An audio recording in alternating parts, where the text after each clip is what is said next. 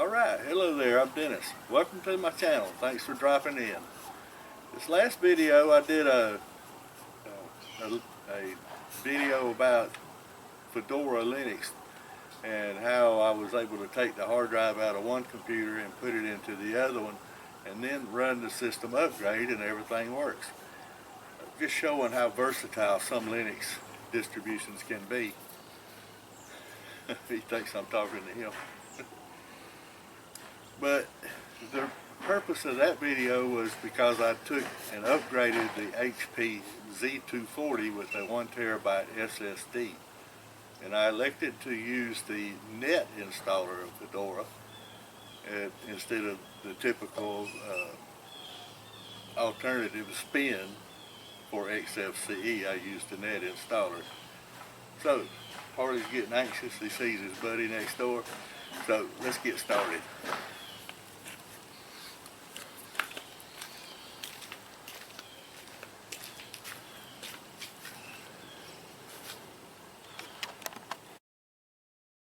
Okay, so we're going to boot up into the Fedora Live ISO. And again, this is the net installer.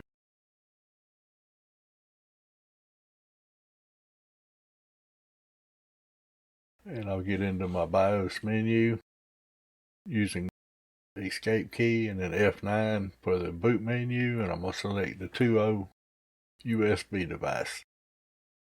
And there, the first option, although you can't read it, it says test the media, which actually I've already done that. So that's a good idea if you haven't done that, to test the media.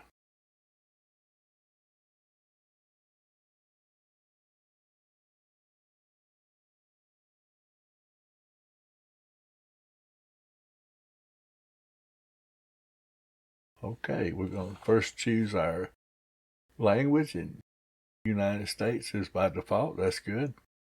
Okay, now you can see all the orange flags basically. So first thing I'm gonna do is set up my wireless network, and it picks it up. So now I'm gonna have to select a network. Select yours, say connect, and it's gonna ask for a password.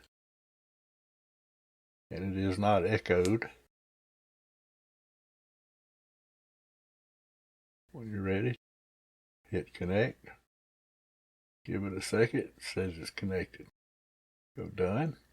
Alright, now I'm going to do the installation source, and that will be the fastest, closest mirror. And I'm going to leave it on by default. Leave everything default. Now you'll see it's downloading the package metadata. Alright, here's our hard drive. I'm going to custom partition it.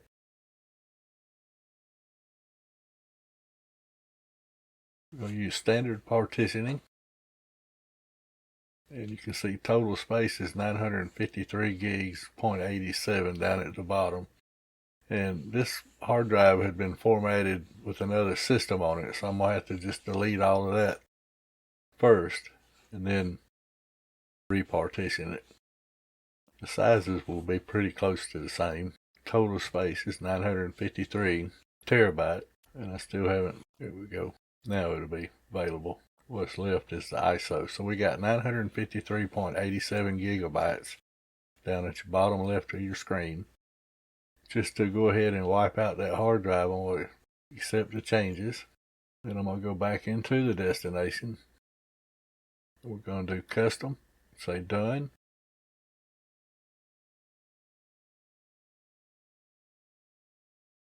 Go down to the bottom and click on the plus button. And this first partition will be the boot EFI, and it's going to be 512 capital M.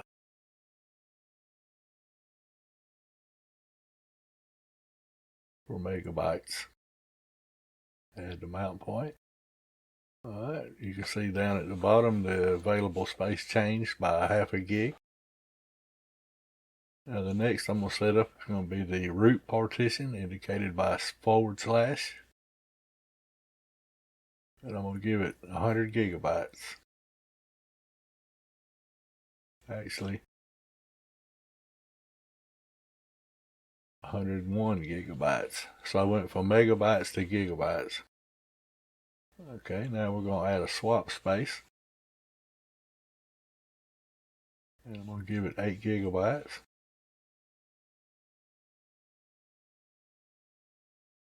Seeing as it's not a laptop, it'll never need it anymore. Now the rest of this is going to go on home. So I didn't enter a mount, but it's going to allocate the rest of it. So now we got our partitions.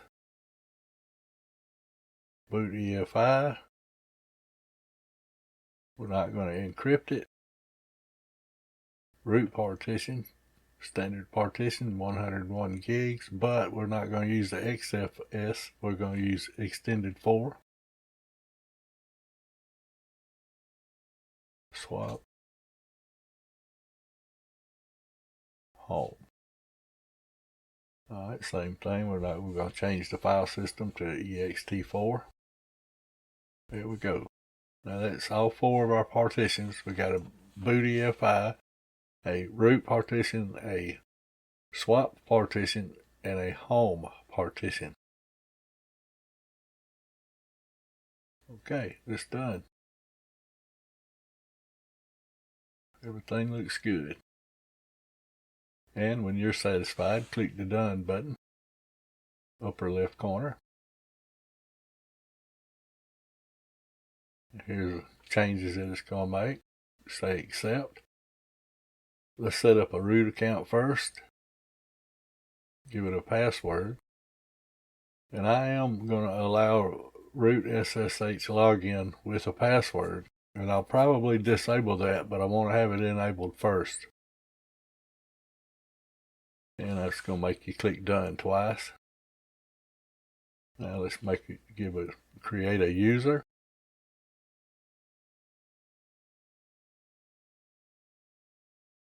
Administrative privileges to this user account. Wheel.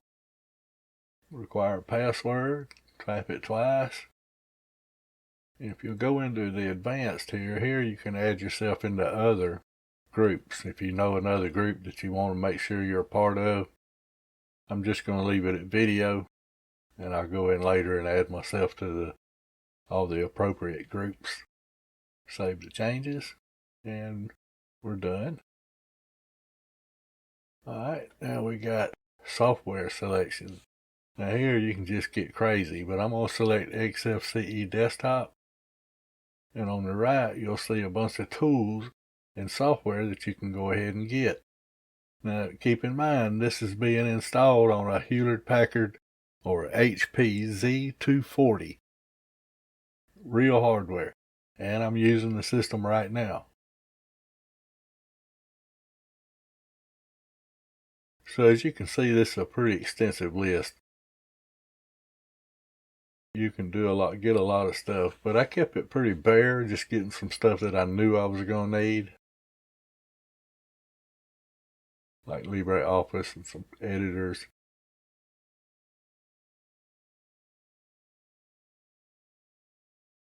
So just take your time and, read through these if you're not sure. RPM development tools, sound and video. I should be getting system tools here.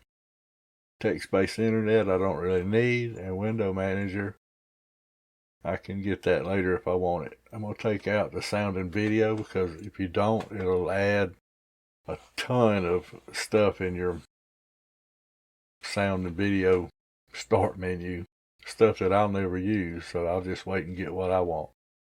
And that's it. The installation has begun. Formatted the hard drive. It's creating a file system. Now we're starting the package installation, and it's downloading those because this is a net installer. This is actually the way to go if you ask me, the net installer. Now they do have a new installer coming out, or is actually out. You can use it in beta form at this point. That looked very interesting. It actually looked like a great improvement over their standard Anaconda installer. However, you saw it's not really that difficult. Not any more difficult than using gparted or KDE partitioning manager. in my opinion.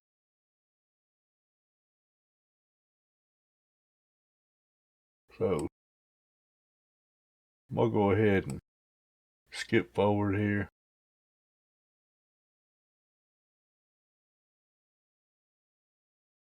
Okay, so it's complete, and now I'm gonna hit reboot, and that's where we'll pick up. Should boot into Grub, be able to boot into SDDM, our login manager.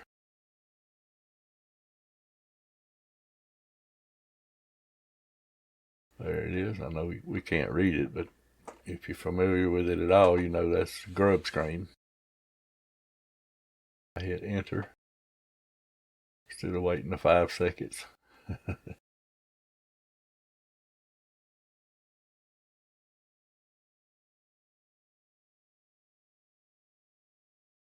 Okay, so you're going to get the finalizing a configuration screen, and that's adding your user and all that stuff.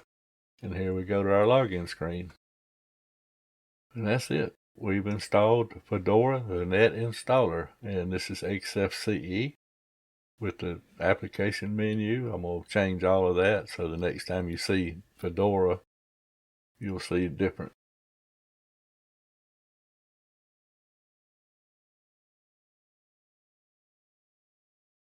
Okay, so let's see what we got here. Fedora Linux 37 on the Z240 HP workstation. For the Fedora 37. And this is all installed with the net installer. Now, obviously, when you do an installation, you're still going to have to configure everything the way you want it. But you can see here, it took hardly any time. I actually have I don't know if it's called a script or not, but when I run it, it installs all the programs that I know is provided with the typical mirrors. And here we go. This is my desktop now. So let's see. That's my favorites setup. That's typical. You'll always see these in my favorites, maybe with some additions. Documentation, that's about XFCE. Development, got Guinea. Documentation, games. I got a few games installed here.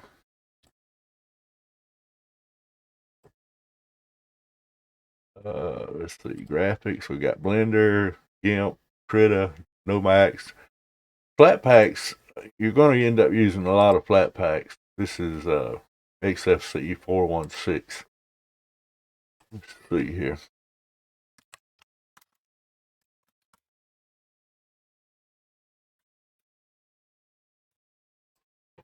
Just a little bigger. Nix Rider, Make MKV, OBS Studio, Audacious, Audacity, Fedora Media Writer, SWH, which is it's an audio plugin, Mesa, Intel, Adwaita Dark Icon Theme, KDE, Kdenlive. So that's quite a few, but that's okay. They work. And I did notice this morning that Fedora did a upgrade, and this is not from 7.0 point. I think it was 1 or a 2. Now it's a 4. But I did bring it up, and it does work. So that's going to do it for this video right here. Fedora Linux, I still use it. I put it on what I call one of my best machines, and it works flawlessly. The net installer, I'm going to tell you, that is the way to go, in my opinion, is to download that net installer, make sure you got a good internet connection, and pick your choices of desktop, window managers, and software. Lots of software to be had there. So, in my opinion, like I said, Fedora Linux is a solid operating system, and it really there is a small learning curve. Don't get me wrong. It's not for somebody that's just starting off trying to figure out Linux. It is for somebody that knows a little bit about Linux to start with. But it don't take a lot of knowledge to get you started. As long as you can read, documentation is just phenomenal. So thanks very much for watching. Peace out, guys. Y'all have a great one. Bye.